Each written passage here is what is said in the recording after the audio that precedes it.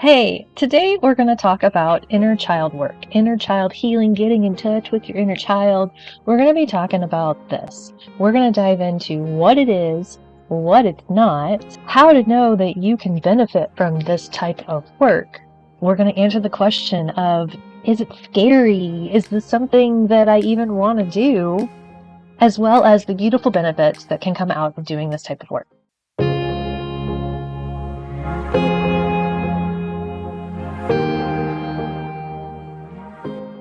Hello and welcome to Piece by Pieces. I'm your host, Ashley Hutt. Thank you for joining us today.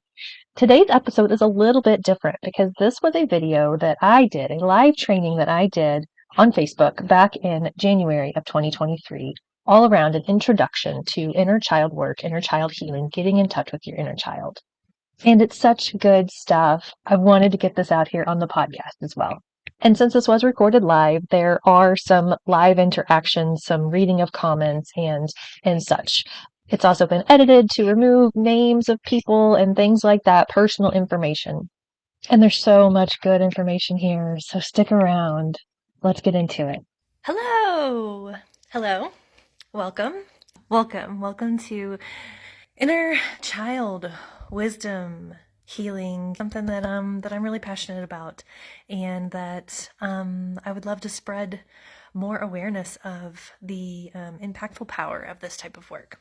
What is inner child work? What is inner child healing? What is all of this stuff?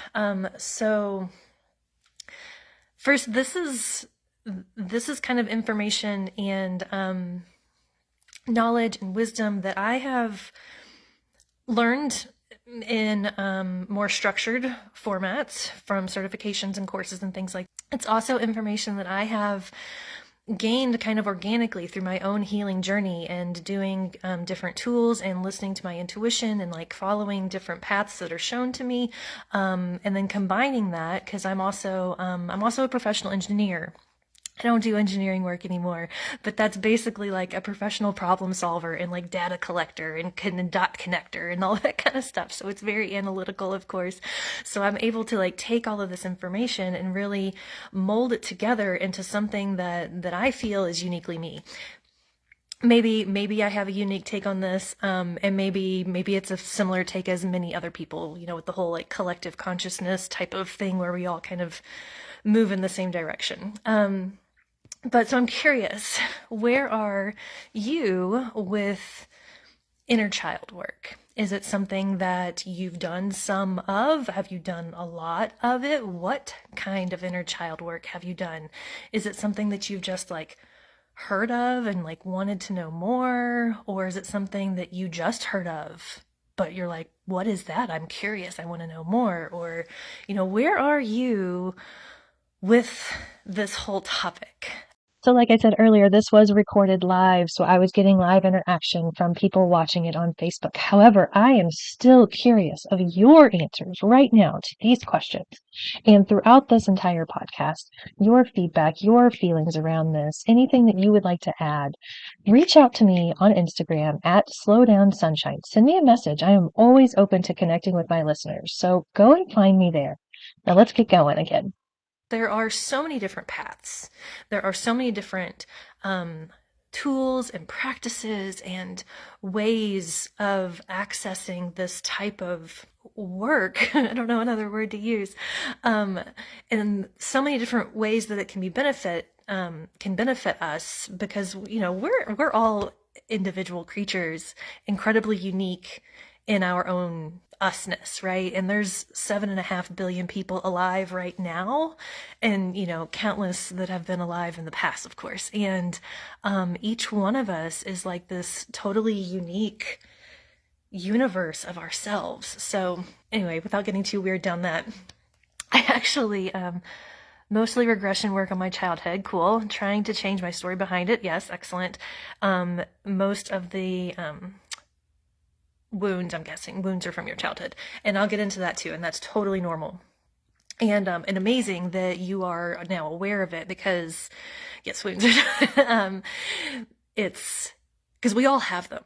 Every single person alive right now has them, but the majority of us are unaware of them. and being aware of them, and even the how it happens in our own paths and whatnot can make us not only a healing of ourselves, which of course impacts the people around us, but it creates this pathway of like radical compassion that you can then have for other people too, because you know the things that have gotten all jumbled up inside of you that you've healed, and you can only imagine that everyone else has something like that that is literally making them be the way that they are and say the things that they do and behave the way that they behave and get in their own way and all of that kind of stuff. I also want to add that that doesn't mean that we're here to fix anybody, and that doesn't mean that we're here to endure abuse from anybody else, because that's their own wounds. But it opens a door to us to be able to be like, that's their stuff. It has nothing to do with me, right? And it creates that separation. But that's a whole other topic. It's a whole other topic. So I actually dug around last night because, like I said, my understanding of inner child work is kind of my own unique experiences and in education and all of that kind of stuff. But I was curious, like, what kind of the rest of the world thinks inner child healing is. And I looked at a bunch of memes. And according to inner child work memes on the internet, inner child work is buying all the things that you wanted as a kid, going to all the places that you wanted to go as a kid, going to Disneyland and McDonald's and whatever, reliving your own childhood dreams through your kids, through your own kids, throwing tantrums and acting out all the anger that you repressed as a child, burning shit down, playing video games all day, staying up all night, sleeping until 2, drawing on the walls, eating candy till you puke, all the things that you weren't allowed to do as a child. So that's kind of what the internet thinks inner child work is. And I'm not saying you can't do those things, and I'm not even saying that there's not benefit to some of those. But it is so much more than that type of stuff. It's so much more, more foundational to you. It's deeper than that. It's much more impactful to your life than that. Like I said, more foundational. It's like, you built your life, on this foundation that you were given in your childhood that isn't complete. No one's is. It's not complete. There's holes in it. There's some parts that are cracking. There's some that are totally irregular. Like, this foundation is not structurally sound. It's not complete. It's not stable. But it was what were given, right? And you've built your whole life on top of that. And now you're like working hard to like keep it all together at the top, right? And like maybe you've experienced like whole chunks falling off, and you're like, shit. You're like building that back up, and you're like, you're rebuilding this part of your life, you're rebuilding that part of your life while trying to build everything back up. And it's a lot of effort, where even all that building and rebuilding, it's still on top of that shaky, incomplete foundation at the bottom. Okay, so that's how we get these patterns that appear in our life over and over again, whether it's financial patterns, constantly being broke, or getting money but then losing it all, or spending it all, or whatever, or relationship patterns, like one crappy relationship right after the other, getting together with the same guy or the same type of girl over and over again, or jobs, employment, or business related stuff, or your health, your weight, your physical health, and things like that. Does that sound familiar? Does anyone watching here have patterns that they've become aware of in their adult life? So what is my take on what inner child work actually is? My take is that, I gotta be able to read all my stuff here. It's accessing parts of you that you are not consciously aware of, and responding to this new information with beneficial use in the now. So there's parts of you that you are not consciously aware of. And it's not that you've consciously forgotten them or anything like that. You simply don't know that they're there. They're either things that are so familiar and comfortable to you that are always been there, that seem like common to you now, that you don't even know, that you can't even see. Or they have been hidden from you for a reason in your mind. And it's becoming aware of that and then having this like new bowl of information about yourself that then you get to choose what to do with in your now life, in your grown-ass adult life. See, I've got some comments from dating unavailable and emotionally unavailable narcissistic men, codependent relationships, habits, abandonment issues. Yes. So it's becoming aware of something in your life, pattern, or in your life today that isn't the way that you want it to be. In any of the aspects, right? Lifestyle, finances, relationship, business, fulfillment, success, purpose, all of those things. And that's noticing that at the top of the structure that you've built your whole life, but instead of rebuilding it and like striving and like trying really hard to keep it all together and to build something firm and stable going up, you go down to the foundation and you find the aspect of that that's affecting your life now. And you have the power to heal that or to make it more stable or to become a piece of that, to fill in the gaps, to give the little you foundation what little you needed back then.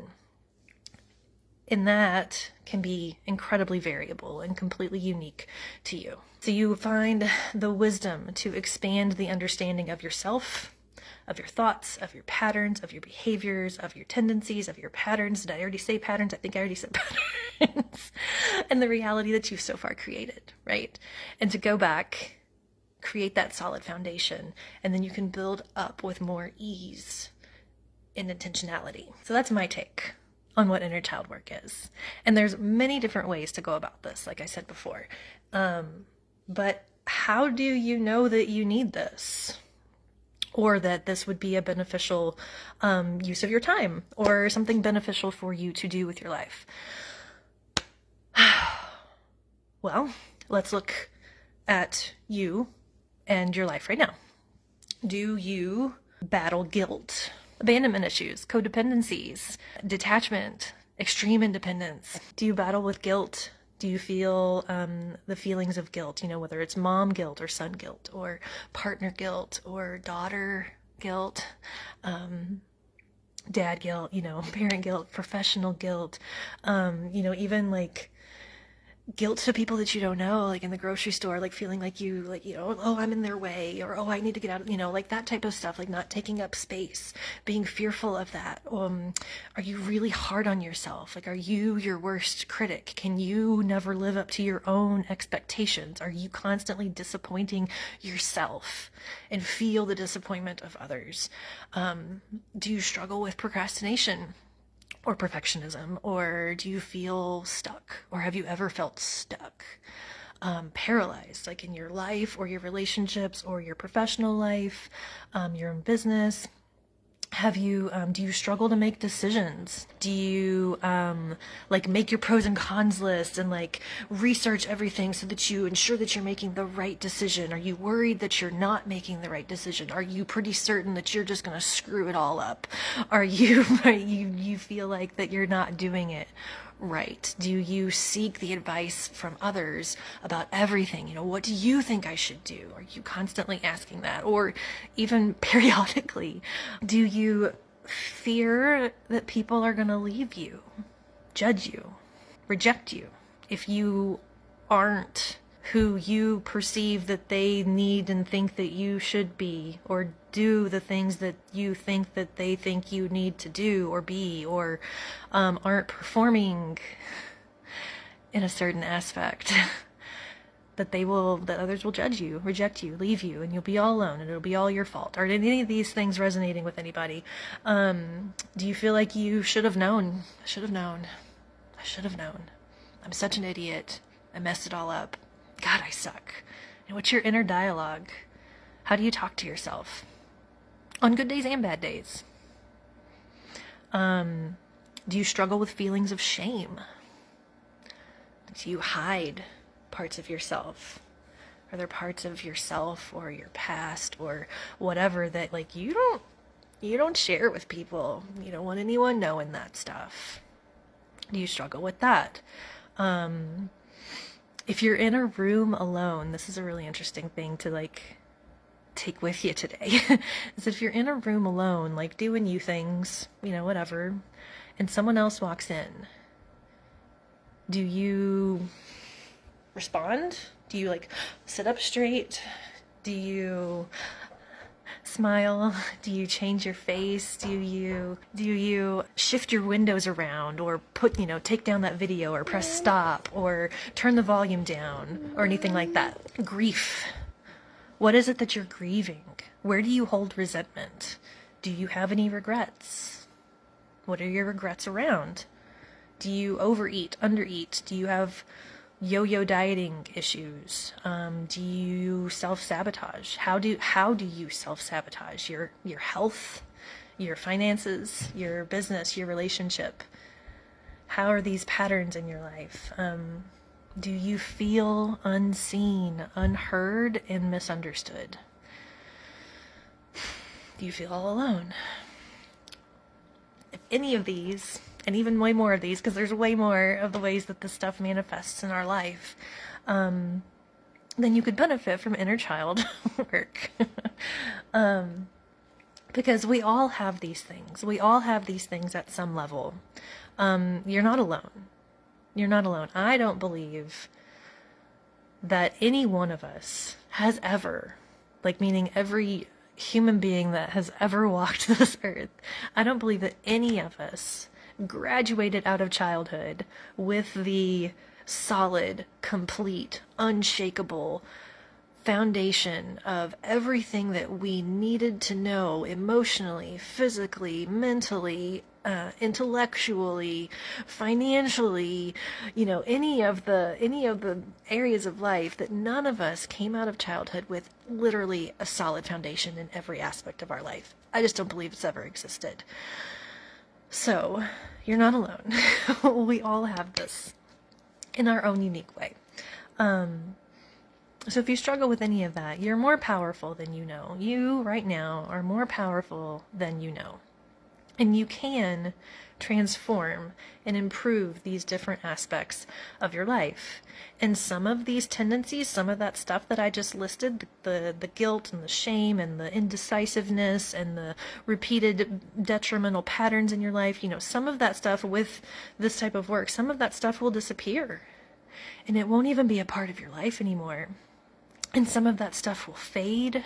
And then some of the stuff will maybe not go away, but your level of awareness around it will increase so much that you'll catch yourself and be like, I'm doing that thing again. I'm doing that thing that I do. And then you can consciously redirect and change that behavior. Yes, to all of this sounding like me, unfortunately. Yeah, unfortunate is a judgment. It is what it is. And like I just said, we're all in this boat. We've all been in this boat. And we're at different stages of all this. So, it just is, right? It's not good, bad, right, or wrong. It's just kind of how it is. And that at any given moment when we acknowledge that, then we are empowered to take the next right step. In whatever manner that is. It doesn't have to be inner child work. There's lots of patterns or lots of paths to this. As I used to need validation, reassurance, now I validate myself. Exactly. Overthinker, not anymore. I never felt seen or heard in my childhood. Me neither. So, is inner child work all bad? Or sounds scary. I don't know why I would want to do that. It's not all bad. I've observed many people very hesitant or fearful of doing inner child work. Whether they know that something happened in their childhood that they don't want to relive or re-experience or feel or acknowledge again, or they worry that there's something that they don't know about consciously that they may uncover. and they don't want that either, or that they that it just feels too heavy, that it feels sad, or that it'll uncover, a bunch of anger that they've repressed their whole lives, or maybe they're fearful that it will, ruin their relationship that they have with their parents or siblings now, or that this work will like alienate them further from their own family, or a million other fears and worries that I didn't just list. I've even, there was a podcast I was listening to several months ago, and it was this very well-known and coach and, kind of personal development type of leader. And she was saying that like, oh, like inner child work is something I haven't dove into yet because, oh, it just seems, scary and heavy, and I'm just not sure that I'm ready for it yet. And I was like, wow, like even her, she's like scared of this. But it's not all bad. It's not all bad stuff. It's not all bad stuff that needs to be fixed. But that fear, it makes sense. And it's just a mindset. It's just one perspective it's just one perspective. And it's a fixed perspective.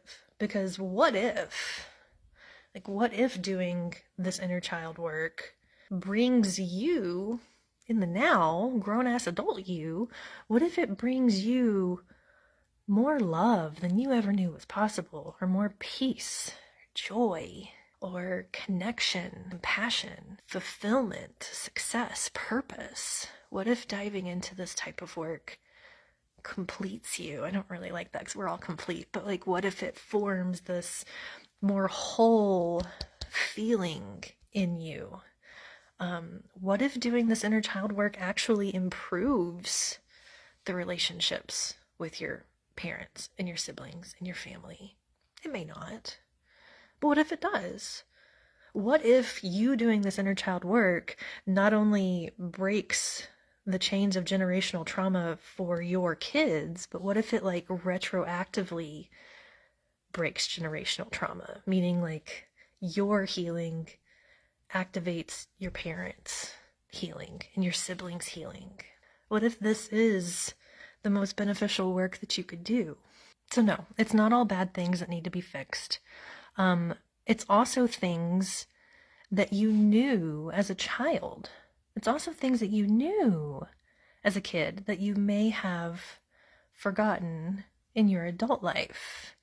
Things like how to play, how to be joyful, how to be yourself, to not try to be anyone else or something that you're not, how to ask for what you want and need, how to open up to people, how to make friends, how to learn new things, how to fail gracefully but get right back up and try again, how to walk away from things that you're not interested in, things that aren't for you.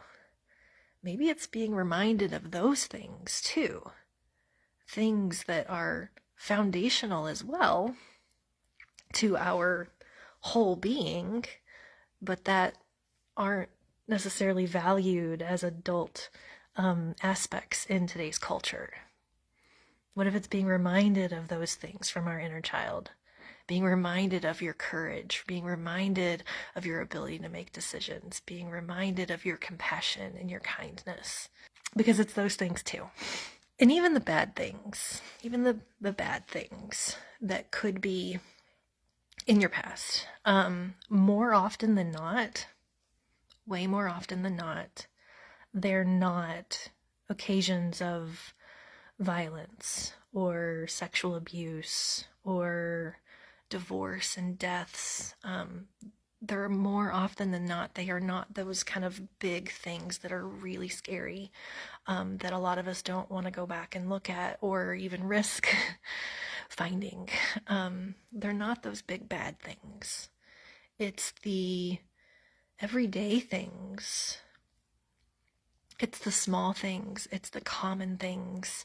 It's the kind of like family structure and culture that you grew up in. It's the words that were used. It's the expectations that were placed. It was the responses to you being a kid, and doing kid things.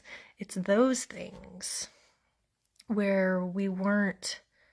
It's not necessarily the things that happened to us, but the things that we lacked, the things that didn't happen, the attention that we needed, the love that we needed, the care that we needed, the patience that we needed. It was those things that have the greater impact that we still carry with us. It's kind of like the difference between like a PTSD from a singular event and a CPTSD, the complex kind that was little abuses or traumatic things over longer periods of time. That introduction was really what I mostly wanted to cover today. The background behind this work and how it happens and how it's beneficial. The roots for me lie in neuroscience, quantum physics, woo-woo stuff, philosophy, and even biblical guidance. That all of these things intersect, and what I've uncovered is that they're all intertwined, and that it's really kind of all different facets of the same thing that we use different words for. And I'm going to dive into more of that on Wednesday.